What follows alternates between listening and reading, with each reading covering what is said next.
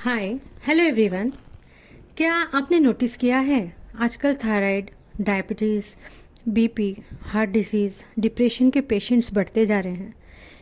इसमें केवल फूड ही रिस्पॉन्सिबल नहीं है, लेकिन हमारा daily routine, environment, stress level और लैक ऑफ एक्सरसाइज भी बहुत बड़ा रोल प्ले करते हैं।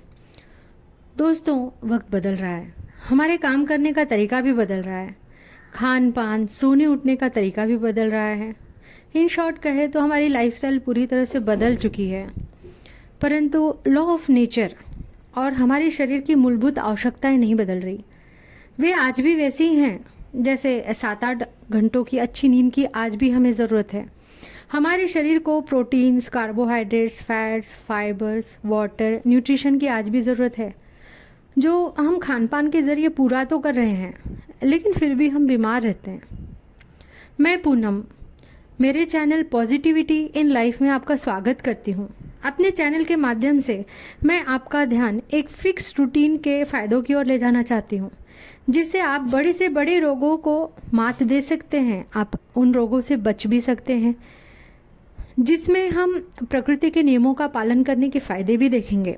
बचपन से हम लॉ ऑफ ग्रेविटेशन को पढ़ रहे हैं और रोज़मर्रा की लाइफ में हम महसूस भी कर रहे हैं। इसी तरह प्रकृति के और भी नियम हैं, जैसे law of correspondence. Law of correspondence हमने पुरानी कहावत तो सुनी होगी, जैसी करनी वैसी भरनी, जो बोओगे वो पाओगे। जो दुनिया को हम देते हैं वही लौटकर हमारे पास आता है। प्यार के बदले प्यार मिलेगा, धोखे के बदले धोखा, मदद के बदले मदद मिलेगी। लॉ ऑफ अट्रैक्शन आजकल का बहुचर्चित विषय है, जिसके फ़ायदों के बारे में हम महसूस भी करते आ रहे हैं, देखते और सुनते भी आ रहे हैं। वैसे ही एक और इम्पॉर्टेंट लॉ है लॉ ऑफ रिदम, लय का नियम।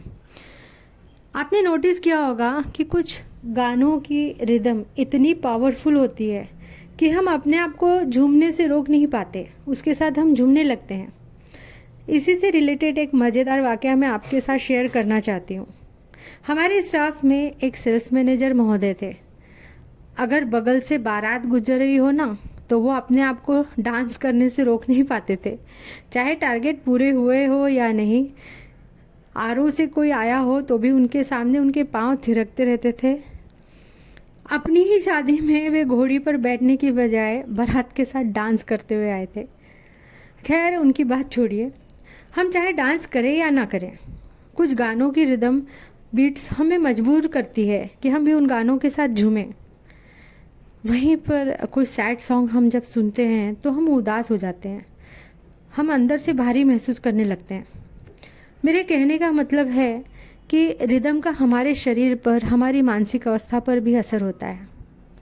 हम जिस सृष्टि में रहते हैं ना, उस सृष्टि का भी अपना एक रिदम है, लय है। जैसे सागर में ज्वार भाटा का आना, फूलों का खिलना और मुरझाना, हमारे श्वासों का आना जाना, सबका एक लय है, एक पैटर्न है। हर चीज़ का अपना एक वक्त है। जैसे मौसम का आना जाना, ये भी तय है। हम भी इस सृष्टि के अभिन्न घटक हैं, हमारा भी एक रिदम है। हमारे शरीर में भी एक रिदम चलता है। हमारा शरीर दिन और रात के बीच में अपने आप को ढाल लेता है। रात और दिन, इनका अपना एक अलग इम्पोर्टेंस है और वो कुछ कामों के लिए फिक्स्ड हैं। जैसे सूर्यास्त के बाद दिन खत्म होने पर आराम करना, सूर्योदय होने पर फिर दिन की शुरुआत करना, अपने शरीर को पोषित करना, ये सारे नियम हमें प्रकृति ने ही तो दिए हैं। द लॉ ऑफ रिदम ये हमारी इकोनॉमी, हेल्थ, रिलेशनशिप और यहाँ तक कि स्पिरिचुअलिटी को भी नियंत्रित करती है। अगर इसकी ताल से ताल मिलाकर हम चलेंगे ना, तो हम फलेंगे, फूलेंगे, आगे बढ़ेंगे। जब हम बीमार पड़ते हैं तो हम डॉक्टर के पास जाते हैं। डॉक्टर हमारी पल्स रेट चेक करके ही बताते हैं कि हमारी बॉडी रिदम में है या नहीं। हमारे हृदय की धड़कन, हमारी पल्स रेट, इनका एक रिदम है। हार्ट, लीवर, किडनी, इन सबको एक रिदम ने कंट्रोल कर रखा है। बट आजकल की भागदौड़ भरी ज़िंदगी ने हमें अपने शरीर की ज़रूरतों की तरफ ध्यान देने ही नहीं दिया। हमारा शरीर आराम चाहता है, ब्रेन उसे टारगेट्स याद दिला देता है और कुछ देर और अपने शरीर को हम घसीट लेते हैं। देर रात तक जगना, जब भूख लगे तब चाय, कॉफ़ी या सिगरेट का झुनझुना बॉडी को दे देना। इस तरह से हम धीरे धीरे रिदम से बाहर जा रहे हैं। तो हम अंदर से खुश नहीं रह पाते, तब बाहरी दुनिया में खुशियाँ ढूंढने लगते हैं। जैसे कोई अच्छी सी शर्ट ले ली, ड्रेस ले ली, मूवी देख ली, लग्जरी आइटम्स खरीद लिए। हम अपने आप को खुश रखने की कोशिश करते हैं बाहरी दुनिया की चीज़ों से, पर हमारी अंदरूनी कोशिकाओं की कॉलोनी खुश नहीं है। उसे टाइम पर पोषण चाहिए, उसे रेस्ट चाहिए, पर ना मिलने पर उसका रिदम गड़बड़ हो जाता है। सृष्टि ने हमें एक जैविक घड़ी दी है, जिसे हम सर्कैडियन रिदम या बायोलॉजिकल क्लॉक भी कह सकते हैं। उसके हिसाब से हमारा सोना, जागना, काम करना, हार्मोन्स का सिक्रीशन, हमारे एनर्जी लेवल्स तय होते हैं। ये बायोलॉजिकल क्लॉक हाइपोथैलेमस में होती है, जो लाइट पे डिपेंड करती है। जब दिन होता है तो ये एक्टिवेट हो जाता है, डार्कनेस होती है तो ये हमें सुला देती है। जब तक लाइट्स बल्ब्स का आविष्कार नहीं हुआ था, तब तक हम इस सर्केडियम रिदम को फॉलो भी करते थे। जब से आर्टिफिशियल लाइट्स का इन्वेंशन हुआ, तब से हमने अपने वर्किंग आवर्स भी बढ़ा दिए और नाइट शिफ्ट्स भी शुरू कर दिए। सोचिए, जब हम अपने हाथों पर बंधी हुई घड़ी को फॉलो नहीं करते, तब बाहरी दुनिया में कितना क्योस होता है। तो सोचिए, जब हम हमारे अंदर का क्लॉक फॉलो नहीं करेंगे, उसे हम डिस्टर्ब करेंगे, तो कितना क्योस अंदर भी मचता होगा।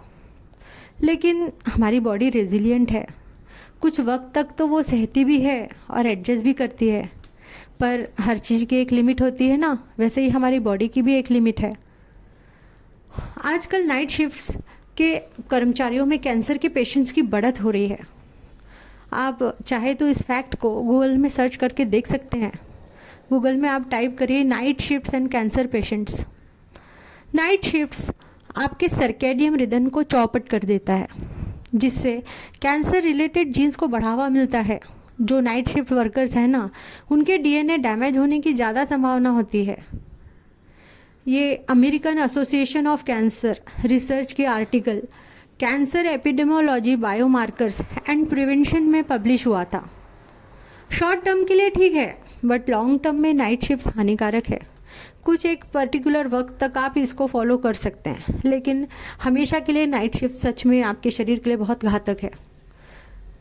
आफ्टर ऑल, हमें ये नहीं भूलना चाहिए कि सही मायनों में हमारा लाइफ पार्टनर कौन है। सही मायनों में हमारा लाइफ पार्टनर हम खुद ही तो होते हैं। इस शरीर के दुख सुख को हम ही साक्षी देते हैं। ये आखिरी सांस तक हम इस शरीर के साथ रहते हैं, तो हुए ना हम सच्चे लाइफ पार्टनर्स। प्रॉब्लम तो है, तो उसका सॉल्यूशन क्या होगा? अगर एक फिक्स रूटीन आप रखते हैं, तो आपकी सारी समस्याएं कम से कम 90% तो सॉल्व हो ही जाएंगी।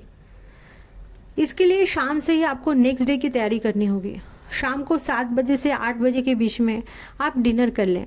शाम को 7 बजे का डिनर अति उत्तम, क्योंकि उसके बाद हमारा शरीर स्टोरेज और रिपेयर मोड में चला जाएगा। हमारे शरीर में हीलिंग शुरू हो जाएगी। बहुत सारे रोगों को हमारा शरीर हील खुद ही करना चाहता है, लेकिन हम उसको डाइजेशन में इन्वॉल्व करके रखते हैं। वो डाइजेशन में बिजी रहता है, तो वो हीलिंग कब करेगा? 8 बजे के बाद हमारा डाइजेशन स्लो हो जाता है। रात को 8 बजे से मेलाटोनिन सिक्रेट होने का आइडियल टाइम शुरू हो जाता है। मेलाटोनिन हमें एक बहुत अच्छी नींद दिलाने में सबसे बड़ी भूमिका अदा करता है। 8 बजे के बाद आइडियली स्पीकिंग हमारे बॉडी को किसी भी तरह की खाने की ज़रूरत ही नहीं होती है। खाना खाने के लगभग 2 घंटे बाद हमें सो जाना चाहिए। और जैसा कि आप सब जानते ही होंगे, मोबाइल, टीवी, इनसे सोने से 2 घंटे पहले ही नाता तोड़ देना चाहिए, क्योंकि ब्लू लाइट आपके स्लीप साइकिल को डिस्टर्ब करती है। फिर सुबह 7 से 8 घंटे की नींद पूरी होने पर ही उठें। अगर नींद पूरी नहीं हुई है तो दिन भर की थकान आपको लगी रहेगी, और थके हुए शरीर में स्ट्रेस जल्दी डेवलप होता है। बैक्टीरियाज जल्दी उस पर अटैक करते हैं। सोने से पहले हमें नेक्स्ट डे की टू डू लिस्ट बनाकर सोना चाहिए, जिससे हमें क्लैरिटी मिले कि हमें कल क्या करना है और कब क्या करना है। हमारा टाइम ये सोचने में वेस्ट ना हो कि अब क्या करें, और फ्रस्ट्रेशन ना निर्माण हो। हमारा पूरा दिन प्रोडक्टिव हो। इसके लिए अगले दिन की प्लानिंग आज से ही करें, अगले दिन के लिए गोल सेट कर लें। फिर सुबह उठकर, ये सबसे इम्पॉर्टेंट स्टेप होगा, फिर सुबह उठकर सबसे पहले ये ध्यान दें कि हमारे दिमाग में सबसे पहला विचार कौन सा आया, उसकी कैटेगरी क्या थी, वो पॉजिटिव विचार था या निगेटिव। ये सोचिए कि आप जो भी कुछ सोच रहे हैं, क्या उस सोच को आप फ्यूचर में अपने साथ ले जाना चाहते हैं। अगर नेगेटिव थॉट्स आ रहे हैं तो आप ये सोचिए कि आप उससे पॉजिटिव आउटकम कैसे निकाल सकते हैं। क्या पॉजिटिव आउटकम आप एक्सपेक्ट कर रहे हैं। आपको पॉजिटिव आउटकम की तरफ ज़्यादा ध्यान देना होगा, क्योंकि जहाँ आपका फोकस होगा एनर्जी वहीं फ्लो होगी। Where attention goes energy flows. तो आपको उसका पॉजिटिव साइड ज़्यादा मजबूत बनाना होगा। फिर दैनिक दिनचर्या पूरी करके एक पेन और पेपर लेके आप ग्रेटिट्यूड लिखें।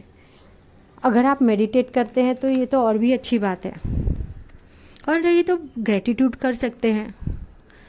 ग्रेटिट्यूड की पावर क्या होती है, इस पर मैं एक अलग वीडियो बनाऊंगी, क्योंकि ये टॉपिक आपके जीवन को सकारात्मक बनाने के लिए सबसे ज़्यादा इफ़ेक्टिव और आसान है, और ये फ्रीली अवेलेबल भी है। दिन में एक्सरसाइज ज़रूर करें, जिससे आपको अगर स्ट्रेस भी हो ना तो आप उसके साइड इफ़ेक्ट्स अपने पर मिनिमाइज़ कर लेंगे। एक्सरसाइज तब तक करें जब तक आपको पसीना ना आ जाए। जब एक्सरसाइज करने से आपको पसीना आता है ना तो बॉडी डिटॉक्सिफाई होती है, हमारे शरीर से नेगेटिव एनर्जी चली जाती है और हमारा सारा शरीर हल्का हो जाता है, हमारी थिंकिंग पॉजिटिव होने लगती है। दिन में कम से कम 3 बार डीप ब्रीदिंग करें। जब ब्रेन को फ्रेश ऑक्सीजन मिलता रहेगा तो वो हमेशा पॉजिटिव सोचने की कोशिश करेगा और अपने आप से कनेक्ट होने की कोशिश करें। उठने के बाद तुरंत हमें खाली पेट कॉफ़ी या चाय नहीं लेनी चाहिए, क्योंकि उठने के 2 घंटे बाद तक हमारे शरीर का कॉर्टिसोल लेवल, स्ट्रेस हार्मोन्स बढ़े रहते हैं। 2-3 घंटे बाद जब सब कुछ नॉर्मल हो जाए तो ब्रेकफास्ट के बाद कॉफ़ी या चाय आप ले सकते हैं। सुबह की थोड़ी सी गुनगुनी धूप आप ले सकते हैं, उसमें बैठ सकते हैं या आप टहल सकते हैं, क्योंकि ये हमें रात को अच्छी नींद की गारंटी देती है। गुनगुनी धूप से हमें अच्छी नींद आती है रात को। दोपहर 1 बजे से पहले लंच ले लीजिए, क्योंकि ये भी हमारे स्लीप साइकिल को अच्छा बनाती है। 1 बजे के पहले अगर आप लंच ले लेंगे तो आपको अच्छी नींद आएगी। फिर 4 से 7 बजे के बीच हमारा मेटाबॉलिज्म हाई होता है, तो 7 बजे तक हमें डिनर कर लेना चाहिए और रात में थोड़ा मेडिटेशन और ग्रेटिट्यूड भी करके सोना चाहिए। जब आप अपना रूटीन फिक्स रखेंगे तो आप 90% रोगों को अपने से दूर रख पाएंगे। सोने, उठने, खाने, एक्सरसाइज का टाइम तय होना चाहिए, ताकि हमारा क्लॉक कंफ्यूज ना हो, हमारा रिदम ना बिगड़े। हर वक्त एक ही टाइम पे खाना, एक टाइम पे सोने जाना चाहिए, एक ही टाइम पे हमें एक्सरसाइज करना चाहिए। आशा है आपको मेरी दी हुई जानकारी पसंद आई होगी। मिलते हैं अगली वीडियो में। तब तक स्वस्थ रहें, मस्त रहें, व्यस्त रहें और गुनगुनाते और मुस्कुराते रहें, क्योंकि आप इस सृष्टि की श्रेष्ठ कृति हैं। Thank you.